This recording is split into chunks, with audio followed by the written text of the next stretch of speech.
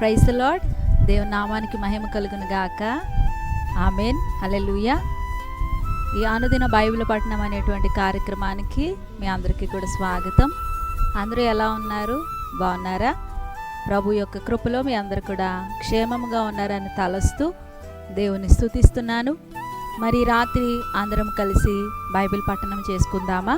మరి ఇంకెందుకు ఆలస్యం, త్వరగా రండి, బైబిల్ తీసుకొని కూర్చోనండి, నాతో పాటు కలిసి బైబిల్ చదవండి. ఈరోజు అనుదిన వాక్య పఠనం కోసం మత్తయి సువార్త 13వ అధ్యాయము, 14వ అధ్యాయము, 15వ అధ్యాయాన్ని చదువుకుందాం రండి. ఆ దినమందు యేసు ఇంట నుండి వెళ్ళి సముద్ర తీరమున కూర్చుండెను. బహుజన సమూహములు తన యొద్దకు కూడి వచ్చినందున ఆయన దోణి ఎక్కి కూర్చుండెను. ఆ జనులందరూ ధరిని నిలిచి ఉండగా ఆయన వారిని చూచి చాలా సంగతులను ఉపమాన రీతిగా చెప్పెను. ఎట్లనగా, ఇదిగో విత్తువాడు విత్తుటకు బయలువెళ్ళెను. వాడు విత్తుచుండగా కొన్ని విత్తనములు త్రోవ పక్కను పడెను. పక్షులు వచ్చి వాటిని మృంగివేసెను. కొన్ని చాలా మన్ను లేని రాతి నేలను పడెను. అక్కడ మన్ను లోతుగా ఉండనందున అవి వెంటనే మొలిచెను. కానీ సూర్యుడు ఉదయించినప్పుడు అవి మాడి వేరు లేనందున ఎండిపోయెను.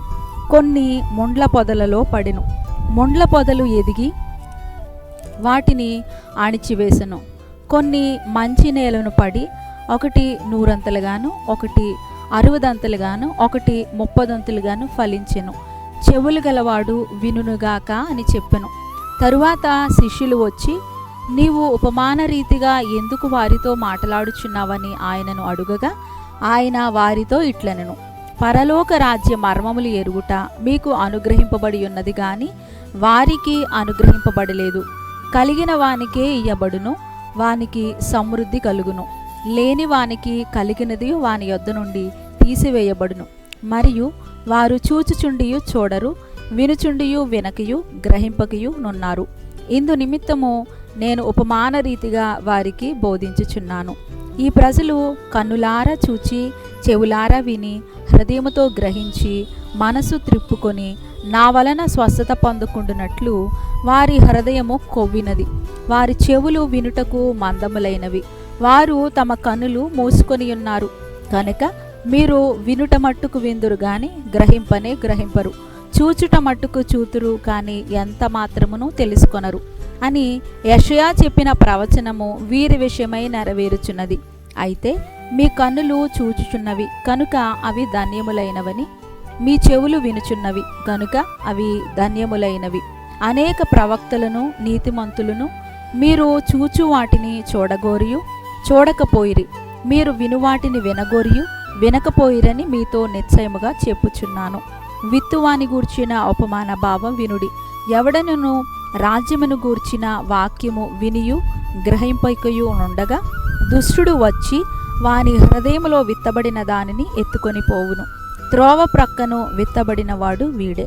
రాతి నేలను విత్తబడినవాడు వాక్యము విని వెంటనే సంతోషముతో దాన్ని అంగీకరించువాడు.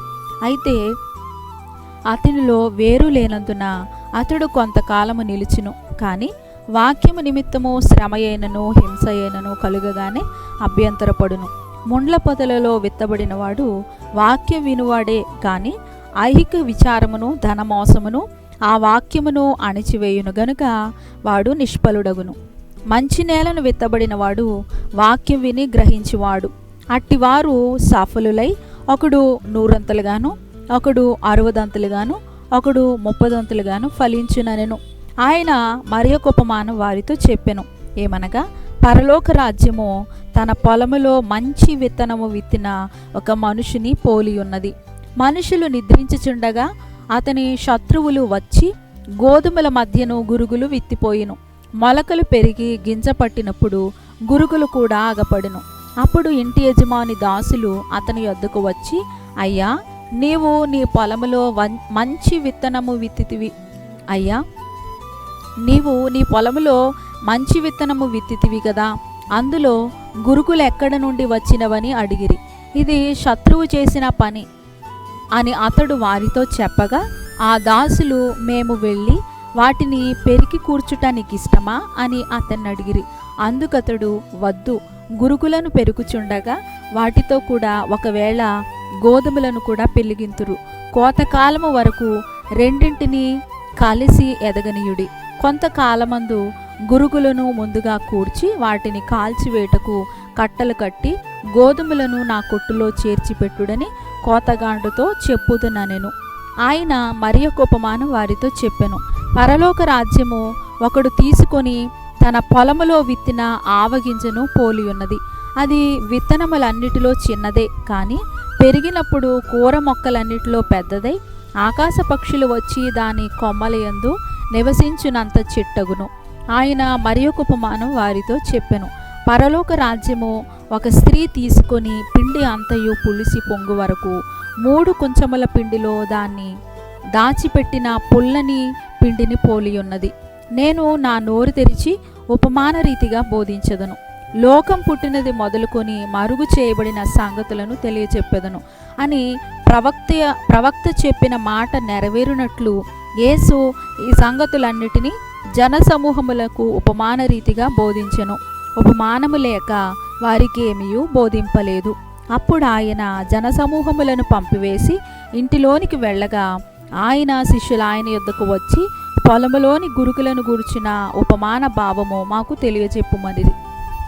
అందుకు ఆయన ఇట్లనెను, మంచి విత్తనము విత్తువాడు మనిషి కుమారుడు. పొలము లోకము, మంచి విత్తనము రాజ్య సంబంధులు, గురుగులు దుష్టుని సంబంధులు. వాటిని విత్తిన శత్రువు అపవాది. కోత యుగ సమాప్తి. కోత కోయివారు దేవదూతలు. గురుగులు ఎలాగూ కోర్చబడి అగ్నిలో కాల్చివేయబడునో అలాగే యుగ సమాప్తి యందు జరుగును. మనిషి కుమారుడు తన దూతలను పంపును. వారాయన రాజ్యములో నుండి ఆటంకములగు సకలమైన వాటిని దుర్నీతి పరులను సమకూర్చి అగ్నిగుండములో పడవేయుదురు. అక్కడ ఏడ్పును పండ్లు కొరుకుటయును ఉండును. అప్పుడు నీతిమంతులు తమ తండ్రి రాజ్యములో సూర్యుని వలె తేజరిల్లుదురు. చెవులు గలవాడు వినుగాక. పరలోక రాజ్యము పొలములో దాచబడిన ధనమును పోలియున్నది. ఒక మనుష్యుడు దాన్ని కనుగొని దాచిపెట్టి అది దొరికిన సంతోషముతో వెళ్ళి తనకు కలిగినదంతయు అమ్మి ఆ పొలమును కొనును.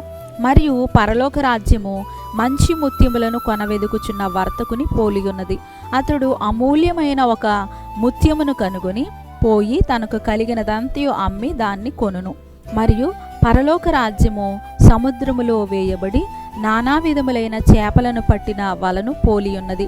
అది నిండినప్పుడు దానిని దరికి లాగి కూర్చుండి మంచి వాటిని గంపలో చేర్చి చెడ్డ వాటిని బయట పారవేయుదురు. అలాగే యుగ సమాప్తి యందు జరుగును.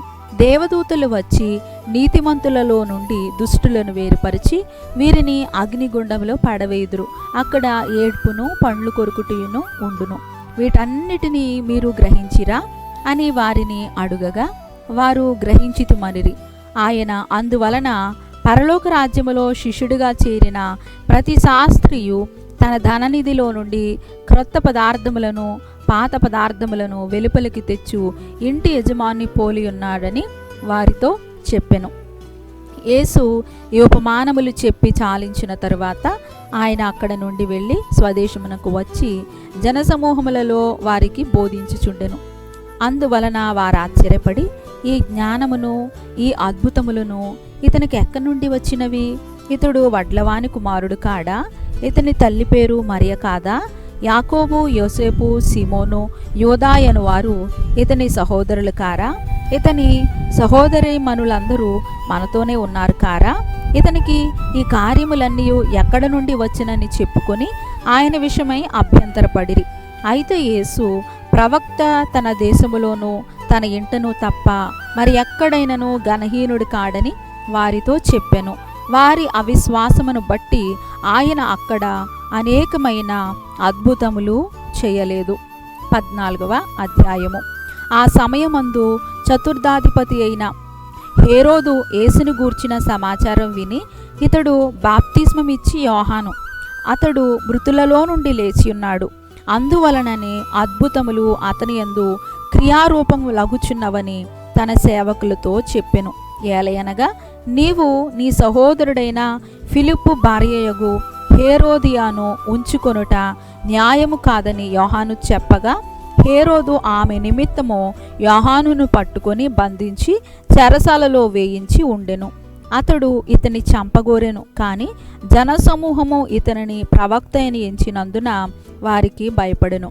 అయితే హేరోదు జన్మదినోత్సవము వచ్చినప్పుడు హేరోదియా కుమార్తె వారి మధ్య నాట్యమాడి హేరోదును సంతోషపరిచెను. కనుక ఆమె ఏమి అడిగినను ఇచ్చెదనని అతడు ప్రమాణపూర్వకంగా వాగ్దానం చేసెను. అప్పుడు ఆమె తన తల్లి చేత ప్రేరేపింపబడినదై బాప్తిజం ఇచ్చి యోహాను తలను ఇక్కడ పళ్ళెములో పెట్టి నాకు అప్పగించుమని అడిగెను. రాజు దుఃఖపడినను తాను చేసిన ప్రమాణము నిమిత్తమును తనతో కూడా భోజనమునకు కూర్చుండన్న వారి నిమిత్తమును ఈయన ఆజ్ఞాపించి బంట్రోతును పంపి చెరసాలలో యోహాను తలగొట్టించెను. వాడతని తల పళ్ళెములో పెట్టి తెచ్చి ఆ చిన్నదానికిచ్చెను. ఆమె తన తల్లి యొద్దకు దాన్ని తీసుకొని వచ్చెను. అంతటి యోహాను శిష్యులు వచ్చి శవమును ఎత్తుకొని పోయి పాతిపెట్టి యేసునొద్దకు వచ్చి తెలియజేసిరి. యేసు ఆ సంగతి విని దోణి ఎక్కి అక్కడ నుండి అరణ్య ప్రదేశమునకు ఏకాంతంగా వెళ్ళెను. జనసమూహములు ఆ సంగతి విని పట్టణముల నుండి కాలినడకను ఆయన వెంట వెళ్ళిరి. ఆయన వచ్చి ఆ గొప్ప జనసమూహమును చూచి వారి మీద కనికరపడి వారిలో రోగులైన వారిని స్వస్థపరిచెను.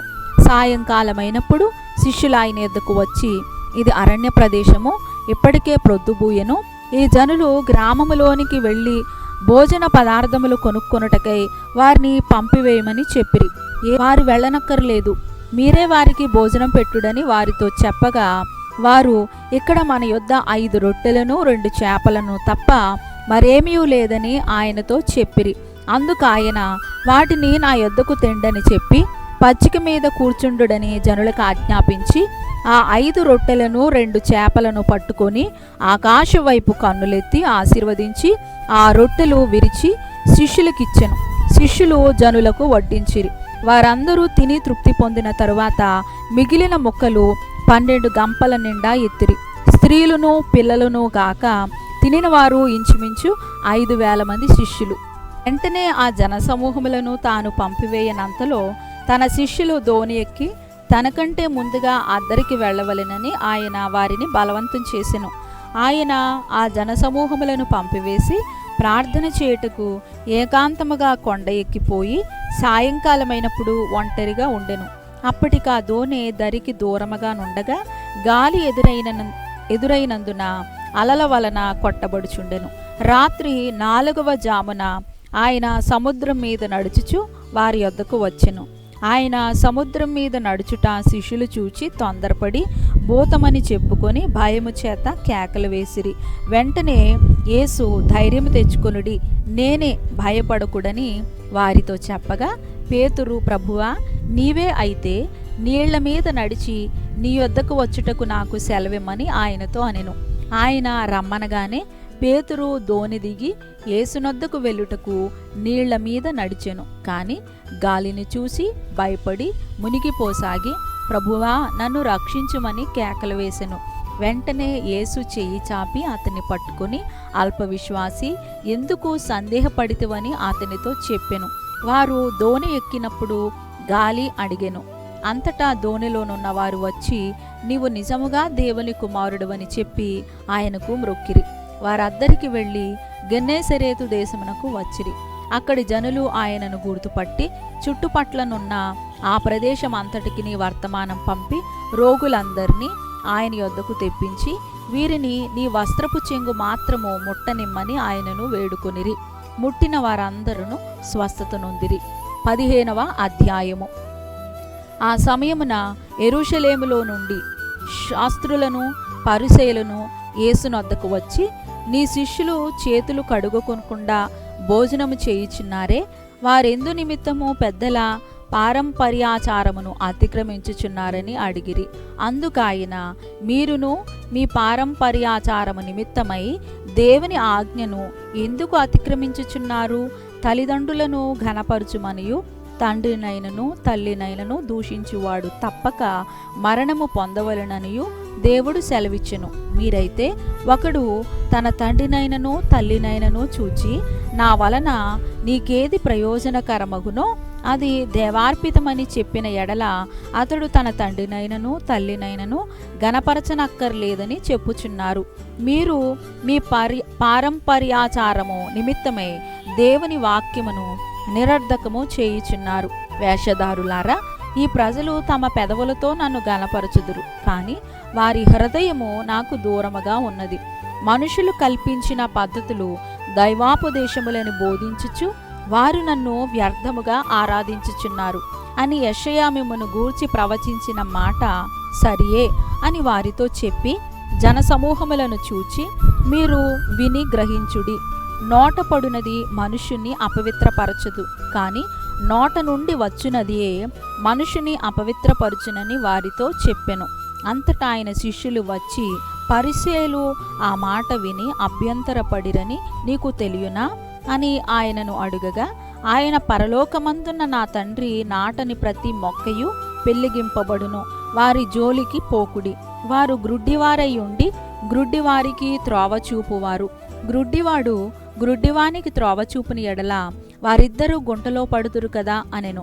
అందుకు పేతురు, ఈ ఉపమానము మాకు తెలుపమని ఆయనను అడుగగా, ఆయన, మీరును ఇంతవరకు అవివేకులై ఉన్నారా? నోటిలోనికి పోవునదంతయు కడుపులో పడి బహిర్భూమిలో విడవబడును, కానీ నోట నుండి బయటకు వచ్చినవి హృదయములో నుండి వచ్చును. ఇవే మనుషుని అపవిత్రపరుచునని మీరు గ్రహింపరా? దురాలోచనలు, నరహత్యలు, వ్యభిచారములు, వేశ్యాగమనములు, దొంగతనములు, అబద్ధ సాక్ష్యములు, దేవదూషణలు హృదయములో నుండియే వచ్చును. ఇవే మనుషుని అపవిత్రపరచును. కానీ చేతులు కడుగుకొనక భోజనము చేయుట మనుషుని అపవిత్రపరచదని చెప్పెను. యేసు అక్కడ నుండి బయలుదేరి తూరు సిదోనుల ప్రాంతములకు వెళ్ళగా, ఇదిగో ఆ ప్రాంతముల నుండి కనాను స్త్రీ ఒకటి వచ్చి, ప్రభువా, దావీదు కుమారుడా, నన్ను కరుణింపుము, నా కుమార్తె దయ్యము పట్టి బహు బాధపడుచున్నదని కేకలు వేసెను. అందుకాయన ఆమెతో ఒక్క మాటైనను చెప్పలేదు. అప్పుడు ఆయన శిష్యులు వచ్చి, ఈమె మన వెంబడి వచ్చి కేకలు వేయుచున్నది కదా, ఈమెను పంపివేయమని ఆయనను వేడుకొనగా, ఆయన, ఇశ్రాయేలు ఇంటివారై నశించిన గొర్రెల యొద్దకే గాని మరి ఎవని యొద్దకును నేను పంపబడలేదనెను. అయినను ఆమె వచ్చి ఆయనకు మ్రొక్కి, ప్రభువా, నాకు సహాయం చేయమని అడిగెను. అందుకాయన పిల్లల రొట్టె తీసుకొని కుక్క పిల్లలకు వేయుట యుక్తము కాదని చెప్పగా, ఆమె, నిజమే ప్రభువా, కుక్క పిల్లలు కూడా తమ యజమానుల బల్ల మీద నుండి పడు మొక్కలు తినును గదా అని చెప్పెను. అందుకు యేసు, అమ్మా, నీ విశ్వాసము గొప్పది, నీవు కోరినట్టే నీకు అవునుగాక అని ఆమెతో చెప్పెను. ఆ గడియలోనే ఆమె కుమార్తె స్వస్థత నొందెను. యేసు అక్కడ నుండి వెళ్ళి గలిలయ సముద్ర తీరమునకు వచ్చి కొండ ఎక్కి అక్కడ కూర్చుండగా బహుజన సమూహములు ఆయన యొద్దకు కుంటివారు, గుడ్డివారు, మోగవారు, అంగహీనులు మొదలైన అనేకులను తీసుకుని వచ్చి ఆయన పాదముల యొద్ద పడవేసిరి. ఆయన వారిని స్వస్థపరిచెను. మోగవారు మాటలాడుటయును, అంగహీనులు బాగుపడుటయును, క్రుంటివారు నడచుటయును, గ్రుడ్డివారు చూచుటయును జనసమూహము చూచి ఆశ్చర్యపడి ఇశ్రాయేలు దేవుని మహిమపరచిరి. అంతటి యేసు తన శిష్యులను పిలిచి, ఈ జనులు నేటికి 3 దినముల నుండి నా యొద్దనున్నారు, వారికి తిననేమీ లేదు గనుక వారి మీద కనికరపడుచున్నాను. వారు మార్గములో మూర్ఛపోవుదురేమో అని వారిని ఉపవాసముతో పంపివేటకు నాకు మనస్సు లేదని వారితో చెప్పగా, ఆయన శిష్యులు, ఇంత గొప్ప జనసమూహమును తృప్తిపరచుటకు కావలసిన రొట్టెలు అరణ్య ప్రదేశంలో మనకు ఎక్కడ నుండి వచ్చునని ఆయనతో అనిరి. యేసు, మీ వద్ద ఎన్ని రొట్టెలున్నవని వారిని అడుగగా, వారు 7 రొట్టెలను కొన్ని చిన్న చేపలను ఉన్నవని చెప్పిరి. అప్పుడు ఆయన నేల మీద కూర్చుండుడని జనసమూహములకు ఆజ్ఞాపించి ఆ 7 రొట్టెలను ఆ చేపలను పట్టుకొని కృతజ్ఞతాస్తుతులు చెల్లించి వాటిని విరిచి తన శిష్యులకిచ్చెను. శిష్యులు జనసమూహమునకు వడ్డించిరి. వారందరూ తిని తృప్తి పొందిన మీదట మిగిలిన ముక్కలు 7 గంపల నిండా ఎత్తిరి. స్త్రీలను పిల్లలను గాక తినిన వారు 4,000 మంది పురుషులు. తరువాత ఆయన జనసమూహములను పంపివేసి దోణి ఎక్కి మగదాను ప్రాంతములకు వచ్చెను. కీర్తనల గ్రంథము 5వ అధ్యాయాన్ని చదువుకుందాం. యెహోవా, నా మాటలు చెవిని పెట్టుము, నా ధ్యానము మీద లక్ష్యముంచుము. నా రాజా, నా దేవా, నా ఆర్తధ్వని ఆలకించుము. నిన్నే ప్రార్థించుచున్నాను. యెహోవా, ఉదయమున నా కంఠస్వరము నీకు వినబడును. ఉదయమున నా ప్రార్థన నీ సన్నిధిని సిద్ధము చేసి కాచియుంచుదును. నీవు దుష్టత్వమును చూచి ఆనందించు దేవుడవు కావు. చెడుతనమునకు నీ యొద్ద చోటు లేదు. డాంబికులు నీ సన్నిధిని నిలువలేరు. పాపము చేయి వారందరూ నీకు అసహ్యులు. అబద్ధమాడు వారిని నీవు నశింపచేయుదువు. కపటము చూపి నరహత్య జరిగించువారు యెహోవాకు అసహ్యులు. నేనైతే నీ కృపాతిశయమును బట్టి నీ మందిరములో ప్రవేశించదును. నీ ఎడల భయభక్తులు కలిగిన నీ పరిశుద్ధాలయము దిక్కు చూచి నమస్కరించదను. యెహోవా, నా కొరకు పొంచియున్న వారిని బట్టి నీ నిత్యానుసారముగా నన్ను నడిపింపుము. నీ మార్గమును నాకు స్పష్టముగా కనపరచుము. వారి నోట యథార్థత లేదు. వారి అంతరంగము నాశనకరమైన గుంట. వారి కంఠము తెరచిన సమాధి. వారు నాలుకతో ఇచ్చకములాడుదురు. దేవా, వారు నీ మీద తిరుగుబడి ఉన్నారు. వారిని అపరాధులుగా తీర్చుము. వారు తమ ఆలోచనలలో చిక్కబడి కూలుదురుగాక. వారు చేసిన అనేక దోషములను బట్టి వారిని వెలివేయుము. నిన్ను ఆశ్రయించు వారందరూ సంతోషించుదురు. నీవే వారిని కాపాడుదువు కనుక వారు నిత్యము ఆనందధ్వని చేయుదురు. యెహోవా, నీతిమంతులను ఆశీర్వదించు వాడవు నీవే. కేడముతో కప్పినట్లు నీవు వారిని దయతో కప్పెదవు. కావున నీ నామమును ప్రేమించువారు నిన్ను గూర్చి ఉల్లసింతురు. సామెతల గ్రంథము 5వ అధ్యాయాన్ని కూడా చదువుకుందాం. నా కుమారుడా, నా జ్ఞానోపదేశము ఆలకింపుము. వివేకము గల నా బోధకు చెవియొగ్గుము. అప్పుడు నీవు బుద్ధి కలిగి నడుచుకొందువు. తెలివిని బట్టి నీ పెదవులు మాటలాడును. జారస్త్రీ పెదవుల నుండి తేనె కారును. దాని నోటి మాటలు నూనె కంటను నూనెపైనవి. దాని వలన కలుగు ఫలము ముసిని పండంత చేదు. అది రెండంచులు గల కత్తి అంతా పదును గలది. దాని నడతలు మరణమునకు దిగుటకు దారితీయును. దాని అడుగులు పాతాళమునకు చక్కగా చేరును. అది జీవమార్గమును ఏమాత్రమును విచారింపదు. దానికి తెలియకుండగానే దాని పాదములు ఇటు అటు తిరుగును. కుమారులారా, నా మాట ఆలకింపుడి. నేను చెప్పు ఉపదేశము నుండి తొలగుకుడి. జారస్త్రీయుండు ఛాయకు పోక నీ మార్గము దానికి దూరముగా చేసుకొనుము. దాని ఇంటి వాకిటి దగ్గరకు వెళ్ళకుము. వెళ్ళిన ఎడల పరులకు నీ యవన బలమును, క్రూరులకు నీ జీవిత కాలమును ఇచ్చివేతువు. నీ ఆస్తి వలన పరులు తృప్తి పొందుదురు. నీ కష్టార్జితము అన్యుల ఇల్లు చేరును. తుదకు నీ మాంసమును నీ శరీరమును క్షీణించినప్పుడు, అయ్యో, ఉపదేశము నేనెట్లు త్రోసివేసి తిని, నా హృదయము గద్దింపు నెట్లు తృణీకరించెదను. నా బోధకుల మాట నేను వినకపోతిని, నా ఉపదేశములకు నేను చెవియొగ్గలేదు.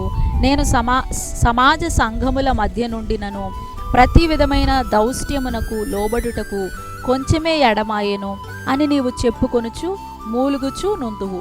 నీ సొంత కొండలోని నీళ్లు పానము చేయుము. నీ సొంత బావిలో ఉబుకు జలము త్రాగుము. నీ ఊటలు బయటికి చదరిపోదగునా? వీధులలో అవి నీటి కాలువలుగా పారదగునా? అన్యులు నీతో కూడా వాటిని అనుభవింపకుండా అవి నీకే ఉండవలెను కదా. నీ ఊట దీవెన నొందును. నీ యవనకాలపు భార్యందు సంతోషింపుము. ఆమె అతి ప్రియమైన లేడి, అందమైన దుప్పి. ఆమె రొమ్ముల వలన నీవు ఎల్లప్పుడూ తృప్తి నొందుచుండుము. ఆమె ప్రేమ చేత నిత్యము బద్ధుడవై ఉండుము.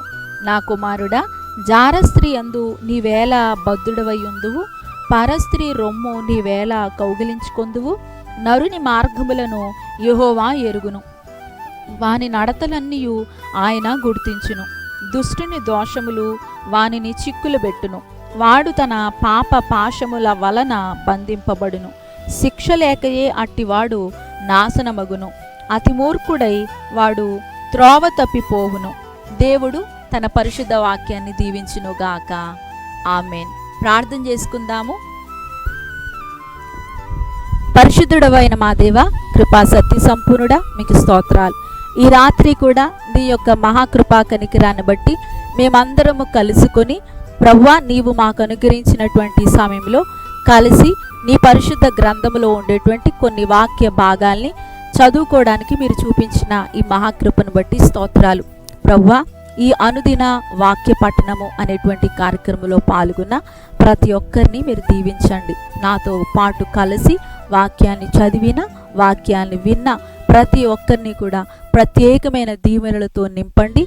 ఈ రాత్రి వారిని దర్శించండి. ఈ రాత్రి వాక్యము ద్వారా మీరు వారితో స్పష్టంగా మాట్లాడండి. వాక్యము చదువువారుగాను, వాక్యము వినువారుగాను మాత్రమే కాకుండా వాక్యానుసారంగా నాయన జీవించేటువంటి కృపను కూడా దయచేయండి. వాక్యంలో ఉండేటువంటి ఆ విశ్వాసమును అలాగే నాయన సంపూర్ణతను మేమందరం కూడా పొందుకోవడానికి, అందరము కూడా నీ రాజ్యము కొరకు ఎదురు చూడడానికి కృపను చూపించమని యేసయ్య పరిశుద్ధ నామంలో ప్రార్థించి వేడుకొనుచు ఉన్నాము తండ్రి. ఆమేన్. Praise the lord. అందరికీ వందనాలండి. చక్కగా ఈ కార్యక్రమంలో పాల్గొన్నటువంటి మీ అందరినీ కూడా దేవుడు బహుగా దీవించునుగాక. అందరికీ కూడా శుభరాత్రి. God bless you all.